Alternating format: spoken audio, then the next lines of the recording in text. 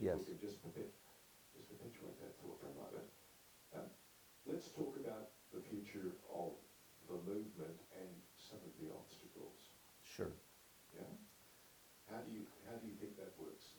They've had some tremendous hardships to Yes. endure over the last 20 odd years, for example, the AISIO.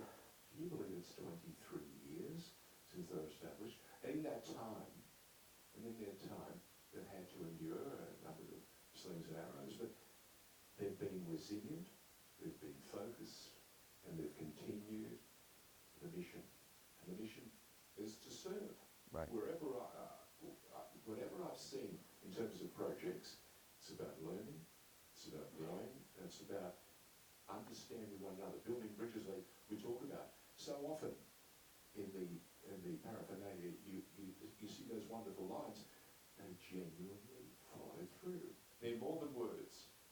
And again, I think with Fethullah Gülen, it's the same. It's more than words. And that was the thing that struck me before we left him the first time.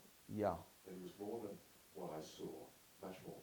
So let me first take up obstacles and two lines. Obstacle one, not necessarily in any order.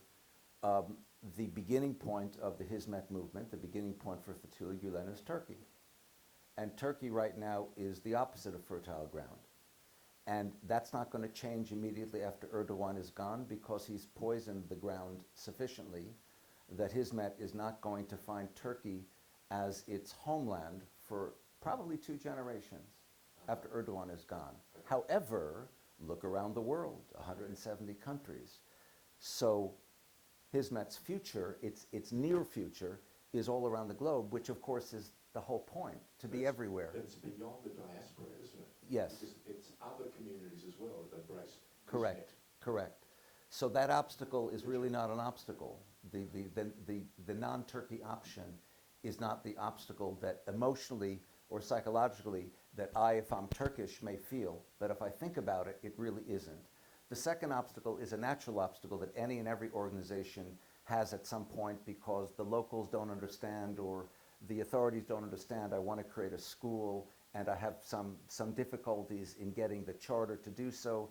But again, that's just natural. Mm-hmm. And if one's approach, and again, this is the sort of thing that Gülen has preached again and again, sabr in Turkish, patience, then one continues to persist.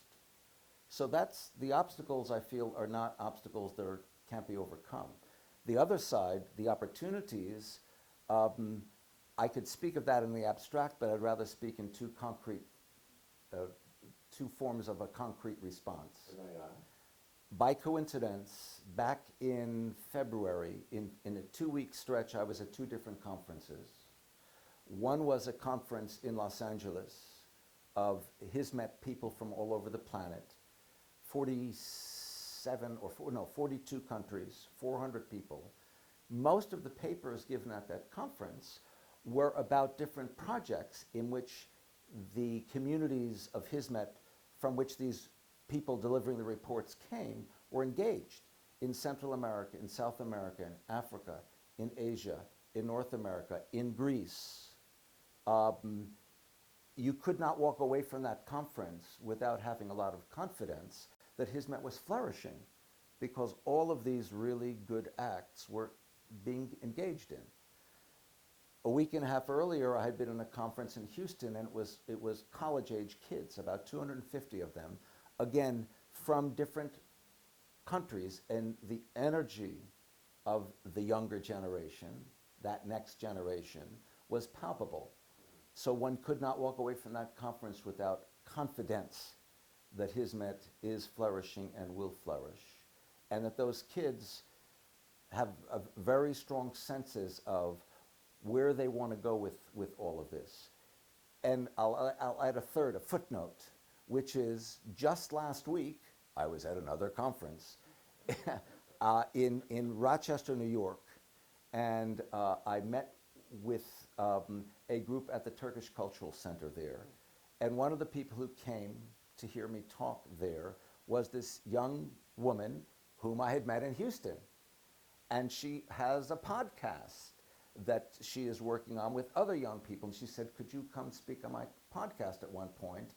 And the funny thing is, they sent me an email the next day, and I said, well, sure, I can do that. And I said, well, how about June, whenever? It was like a month later. So they're so filled up with program that it's not like, we want you now, can we have you a month from now? So again, this to me is a symptom of this next generation that is actively engaged in being proactive, in doing, and in doing hizmet, in doing service. It never ceases to amaze me that over the last 23 years, each generation Yeah, has come to the party and continues to be enlightened. I watched students that we have in the colleges in Victoria especially. I see great passion. I see the school campus growing at a prodigious rate. mm-hmm. You know, I see high schools everywhere else dropping off students, and in the campus that I'm talking about in Victoria, it's close to, I think there are a number of campuses now, but the number is up to 3,500. That's extraordinary.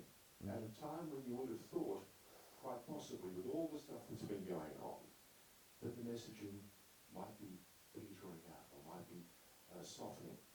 No. Yeah, The words, absolutely. the energy, the thought and the action is being represented and being recorded and replayed again. Oh, someone's waving at me again.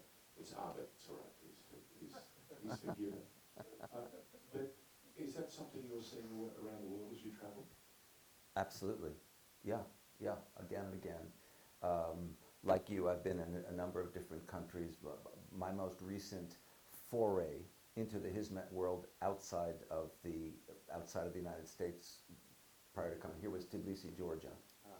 And I visited a school there, in fact, and it's enormously impressive what the kids, I'm talking about 10-year-olds, first of all, whose English is quite excellent, and second of all, who are producing, whether it was because I was introduced to different classes, you know, whether it was in science or whether it was in art, the whole range.